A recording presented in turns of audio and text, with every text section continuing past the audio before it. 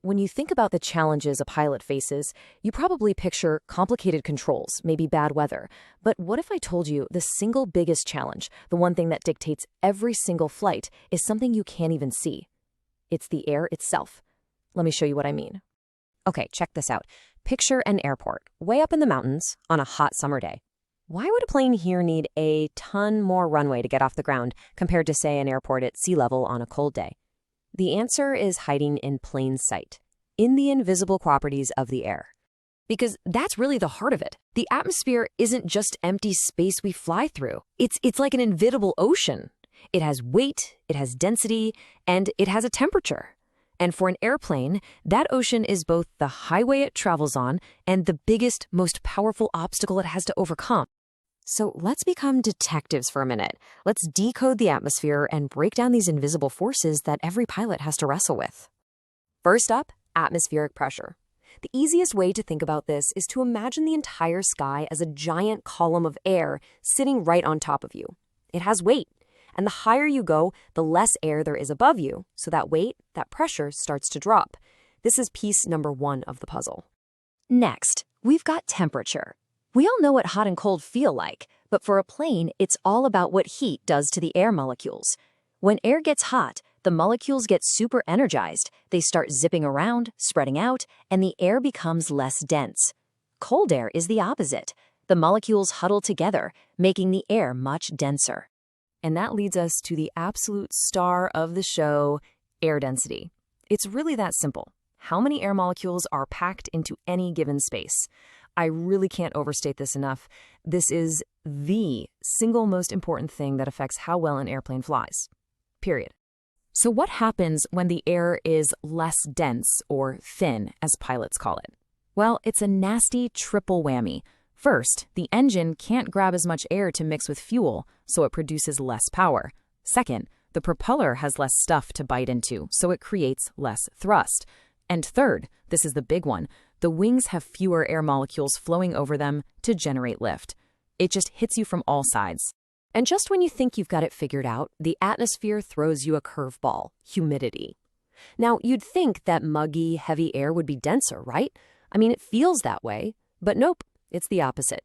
A molecule of water vapor is actually lighter than the air molecules it bumps out of the way, so humid air is less dense, which means on a sticky summer day, performance gets even worse. Okay, so a pilot is sitting in the cockpit, trying to juggle pressure, temperature, and humidity all at once. How do they actually combine all of that into one number they can use? Well, that's where the pilot's rulebook comes in. They use this absolutely brilliant concept called density altitude. It's not the plane's actual altitude above the ground, it's the altitude the airplane feels like it's at. So, on that hot day at a high-altitude airport, the plane's engine, its wings, they all perform as if they're much, much higher than they actually are. It's the performance altitude, and it's what truly matters.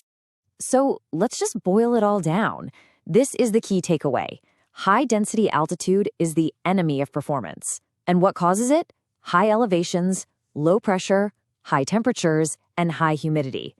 Any of those things make the air thinner, and your plane is going to have a much harder time flying. All right, so we've got the science. How does this play out in the real world? Let's look at takeoff, which is basically a head-on battle against the laws of physics. This chart just lays it out perfectly.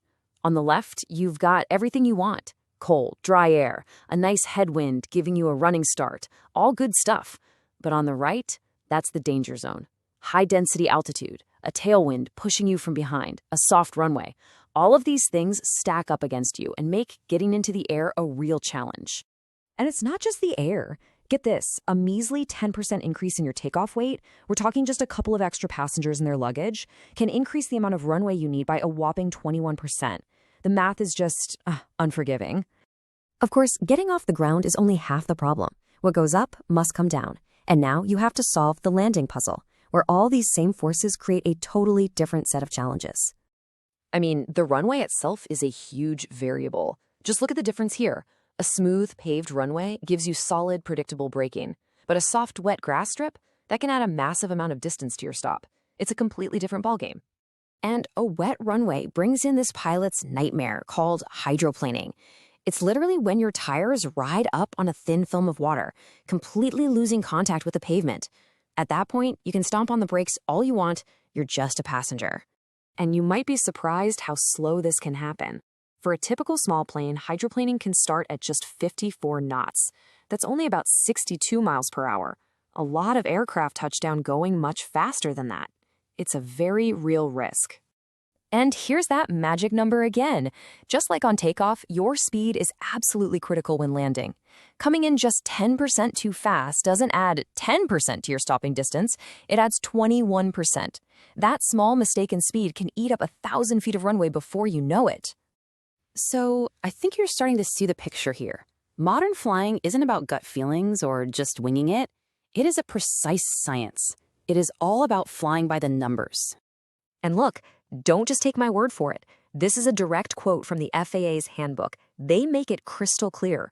Calculating this performance data isn't just a good idea, it is mandatory for every single flight. It's a cornerstone of aviation safety. So the next time you're at an airport and you see a plane thundering down the runway, remember what you're really watching. It's not just an engine roaring to life. It's a beautiful, high-stakes negotiation with the invisible, powerful forces of the sky. And that leaves us with one final thought.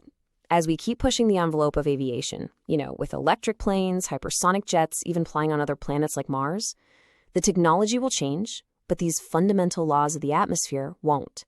The real question is, how will we continue to outsmart them?